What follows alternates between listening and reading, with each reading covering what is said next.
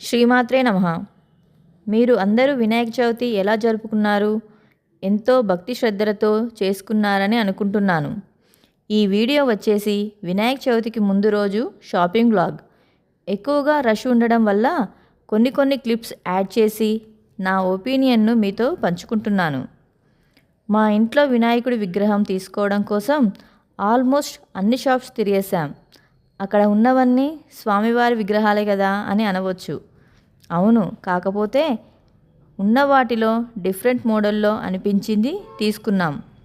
అలా స్వామివారి విగ్రహం తీసుకొని పత్రి, పూలు, పూజా సామాన్లు తీసుకొని ఇంటికైతే బయలుదేరాం.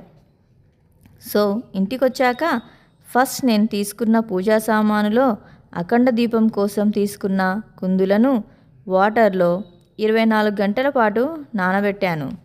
ఎందుకంటే ఈ విధంగా నానబెట్టడం వల్ల ఆయిల్ లీక్ అవ్వడం, ఆయిల్ పీల్చుకోవడం వంటివి జరగవు.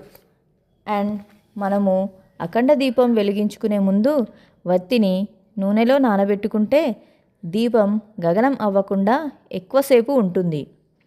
ఈసారి మా గణపతిని కైలాస పర్వతాలలో అలంకరిద్దామని డెకరేషన్ స్టార్ట్ చేశాం. మీరు వీడియోలో చూసే ఉంటారు. చిన్న మగ్గులలో మట్టి పోసి స్టిక్స్ని అప్ అండ్ డౌన్ హైట్లలో ఏర్పాటు చేసుకోవాలి. సో ముందుగా బకెట్లో వాటర్ తీసుకొని గోడకు వేసే సున్నం కలుపుకోవాలి. అందులో ఒక వైట్ క్లాత్ వేసి 10 నిమిషాల పాటు నానబెట్టుకోవాలి. ఇలా నానిన క్లాత్ని తీసి స్టిక్పై పర్వతాల మోడల్ వచ్చేలా ఏర్పాటు చేసుకోవాలి. ఈ వీడియోలో చూపించిన విధంగా ఇలా తడిగా ఉన్నప్పుడే కాటన్ తీసుకొని క్లాత్ మొత్తం అతికించుకోవాలి.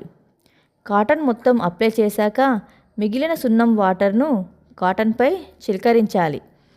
మరింత లుక్ రావడం కోసం కార్డ్బోర్డ్తో శివలింగం తయారు చేసి కొండల మధ్యలో ఏర్పాటు చేసుకోవాలి. ఈ ప్రాసెస్ అంతా ఒక రోజు ముందే నిర్వహించుకోవాలి. ఎందుకంటే అప్పటికప్పుడు చేస్తే అంతగా తడి అనేది ఆరదు. నెక్స్ట్ వీడియోలో స్వామివారికి ఎంతో ఇష్టమైన మహాప్రసాదం లడ్డూను ఎలా తయారు చేయాలో చూపిస్తాను. అలాగే మేము పూజ ఎలా చేసుకున్నామో చూపిస్తాను. శ్రీమాత్రే నమః.